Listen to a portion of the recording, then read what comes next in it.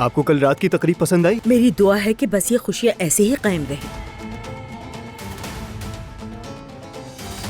बाबा खैरियत है ना? ऐसी क्यों दिख रहे हैं आप? बस दुनियावी आंखों से जरा बेटे को देख लिया। क्यों कोई जुर्म कर दिया मैंने? थोड़ा अजीब सा लगा। तुम्हारे हाथों में तो वाकई जादू है। अच्छा खाना बनाया है। सलमा को एक खास तरीके से चाय बनाना भी आती है। अब तो पीने को दिल चाह रहा है।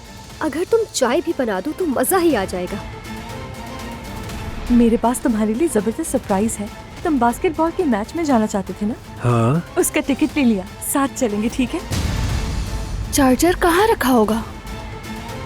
जवाहिर, मेरे ख्याल में अब तक तो ये बम फट जाना चाहिए था।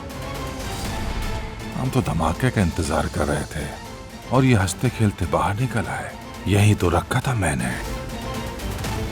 जवाहिर, फिर से किसी कोने में बैठकर सरगोशियां हो रही हैं, लेकिन जरूर ये भेद भी खुल जाएगा।